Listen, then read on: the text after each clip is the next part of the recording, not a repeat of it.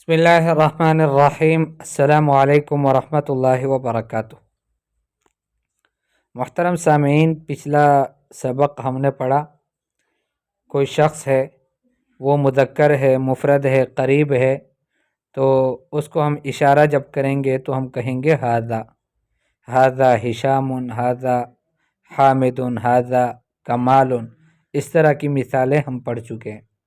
کوئی شخص ہے، وہ مفرد ہے، مؤنث ہے، یعنی وہ عورت ہے کوئی، اور قریب ہے، تو اس کو جب ہم اشارہ کریں گے تو ہم کہیں گے ھذہ، ھذہ آمنۃ، ھذہ فاطمۃ، ھذہ مریم، اور ھذہ بنت۔ اس طرح کے کچھ مثالیں ہم پڑھ چکے ہیں۔ اور دوسری بات یہ بھی بتائی گئی تھی کہ من اور ماں کے ذریعے سے ہم غیر ذوی العقول کے بارے میں سوال کریں گے، استفہام کریں گے، اور من کے ذریعے سے ہم ذوی العقول کے بارے میں استفہام اور سوال کریں گے۔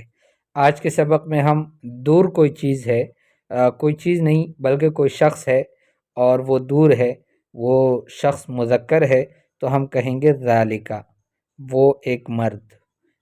اور کوئی شخص ہے اور وہ مؤنث ہے، دور ہے، تو مفرد ہے، ایک ہے، تو اس کے لیے ہم کہیں گے تلک۔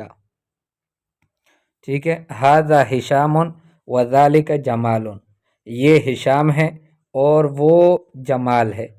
تو اب ھذا ہشام، ہشام چونکہ قریب ہے اس لیے ہم کہتے ہیں کہ ھذا ہشام۔ تصویر میں بھی آپ دیکھ سکتے ہیں کہ ہشام اور آمنہ یہ دونوں قریب ہیں، جبکہ زینب اور جمال وہ دور کھڑے ہوئے ہیں، تو ہم کہیں گے ھذا ہشام، یہ ہشام ہے، وذالک جمال، اور وہ جمال ہے۔ ھذہ آمنۃ، یہ آمنہ ہے، وتلک زینب۔ اب وذالک نہیں کہیں گے اس لیے کہ زینب مؤنث ہے، تو اس کے لیے ہم اشارہ کریں گے تلک سے۔ ھذہ آمنۃ، یہ آمنہ ہے، وتلک زینب، اور وہ دور جو کڑی ہے وہ زینب ہے۔ من ھذا ومن ذالک، یہ کون ہے اور وہ کون ہے۔ من ھذا، یہ کون ہے، یہ کون ہے مطلب یہ ایک مذکر کون ہے، ومن ذالک، اور وہ جو دور ہے مذکر وہ کون ہے، تو ہم کہیں گے ھذا ہشام، یہ ہشام ہے، وذالک جمال، اور وہ دور جو کڑا ہے وہ جمال ہے۔ مؤنث کوئی چیز ہے، کوئی شخص ہے جو قریب ہے، تو ہم کہیں گے ومن ھذہ، اور یہ کون ہے۔ اور اگر دور ایک مؤنث ہے تو ہم کہیں گے ومن تلک، اور وہ دور کون ہے۔ تو ہم جواب میں کہیں گے ھذہ آمنۃ وتلک زینب، یہ آمنہ ہے اور وہ زینب ہے۔ اچھا، ایک مذکر اور ایک مؤنث ہو تو کس طرح پڑھیں گے؟ ہم کہیں گے ھذا ہشام، یہ ہشام ہے، وھذہ آمنۃ، اور یہ آمنہ ہے۔ دونوں قریب ہیں، ایک مذکر ہے تو اس کے لیے ہم نے کہا ھذا ہشام، اور ایک مؤنث ہے اس کے لیے ہم نے کہا ھذہ آمنۃ۔ دوسری جانب ایک دور مذکر ہے اور دور ایک مؤنث ہے، تو ہم کیسے کہیں گے؟ ہم کہیں گے ذالک جمال، وہ دور جمال ہے، وتلک زینب، اور اس کے پاس جو کڑی ہوئی لڑکی ہے وہ زینب ہے۔ تمارین: اقرأ واکتب، پڑھو اور لکھو، یا ہم کہیں گے اقرأی واکتبی، پڑھیں اور لکھیں۔ اقرأی واکتبی اس وقت ہم کہیں گے جب ہماری مخاطبہ جو ہے وہ کوئی فیمینن ہو، عورت ہو، مؤنث ہو، تو اس وقت ہم کہیں گے اقرأی واکتبی، پڑھیں اور لکھیں۔ الکلمات الآتیہ، آنے والے کلمات: ھذا، ھذہ، ذالک، تلک، ما، من، نعم، لا، و۔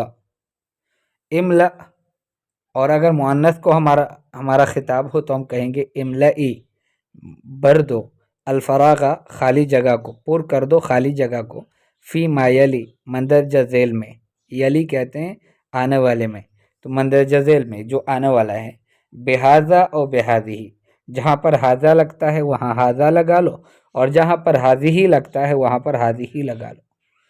پہلے والی مثال میں ہم ھذہ حامد نہیں کہیں گے بلکہ ہم کہیں گے ھذا حامد، یہ حامد ہے، اس کے ساتھ و ھذہ فاطمۃ، اور یہ فاطمہ ہے۔